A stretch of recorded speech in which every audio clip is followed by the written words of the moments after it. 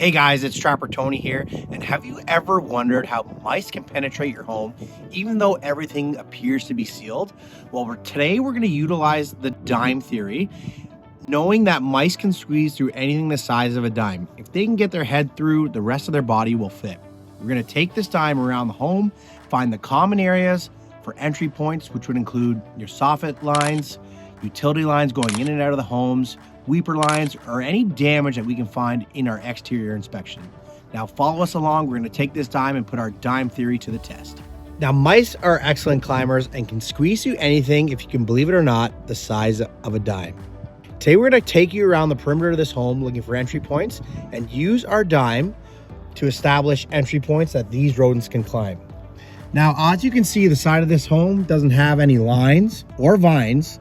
Brick is so porous, they'll use their little nails to scale the side of the home, tuck past your soffit line, gaining access right inside your attic where they can breed and multiply. If you're hearing any scratching in your wall voids or noticing droppings around your home, you more than likely have a rodent issue. Follow me as we complete an exterior inspection using our dime theory. Now get your dime out, let's take an exterior walk around and see what we can find. As we make our way around the perimeter of the home here, we've noticed this air conditioning line, utility lines going right inside the home here. You can see a dime would definitely fit up inside this void here. Now, as you can see, this insulated breather chiller line allows easy access for the rodents to scale up right inside the home. You can see some rodent rub marks right along the entry point there. It's very common for contractors to oversize the opening of the hole itself for easy installation. To the right of the entry point here, you can see what's left of the compound they used to seal this entry point, or this AC line and utility line. It's silicone. The weather has obviously gotten to it. Rodents can chew and access right through into the home, invading your space. Now, usually it's silicone sealed or there's some sort of compound put in place, but over time the weather can break this down, make it brittle, and make it easy access or highway for rodents to enter. Now, we already know that rodents have chewed away the silicone steel, so we're going to beef it up by simply installing steel mesh first, as deep and tight as we can. We'll drive that in deeper with a screwdriver or any option you have. Pack it in nice and tight. And now we'll apply a silicone seal around this hole here. If they chew through the silicone, they'll come into contact with the steel wool itself, offering that harsh, bitter bite that will deter them from continuing to chew. Making our way around the perimeter of the home here, we're checking all kinds of service lines. That could be your water lines, power and plug outlets. And here we have an electrical service line going right up inside the attic. And I'm gonna bring my dime up with the ladder here just to prove how big that opening is and how accessible it is for rodents scaling this brick house. As mice scale the side of this brick home, they'll make their way to this power utility line, gaining access right inside your attic through the soffit line. Big enough to gain entry. They'll feel temperature differences coming from that entry point itself.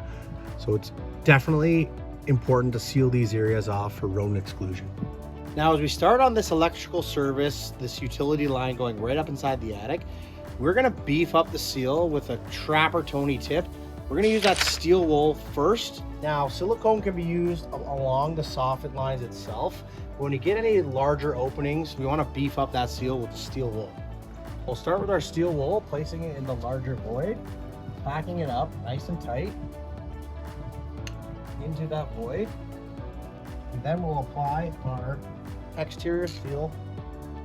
This will help with airflow as well, because there will be slight differences in temperatures coming from the attic itself, which would draw these rodents right up and inside. Now, a great rule of thumb is if you're shining a light through the weeper hole and you can see the interior framing, you know this might have access right inside the home.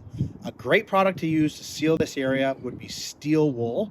It still allows airflow and movement of the brick. We're not completely sealing the weeper hole completely. Now, when it comes to weeper lines or weeper holes, we don't want to use any compounds that will secure themselves or harden up. We want these elements to move and contract with the brick and allow airflow just as the weeper line or weeper hole is designed to do. So in this case, we will be using steel wool to place inside the void itself. We're at the side entrance of this home here, and as we make our way down to the foundation of the entry here, we can see this large gap, obviously larger than a dime. We're definitely going to want to focus on this area and get it sealed for good. Looking at the foundation close up on this side entrance of the home here, we obviously don't need our dime to prove how big this entry point potentially is. It's big enough that I can get my hands inside. So we're going to use something, compound, spray foam, something here to seal this off and constantly monitor this area for activity.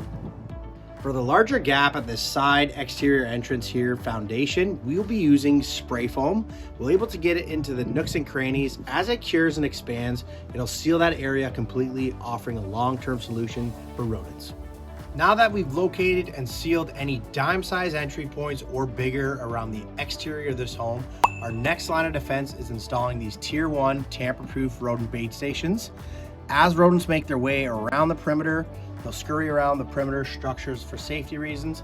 They'll come into contact with the exterior bait station, feeding off the poison inside, offering that long-term prevention as well.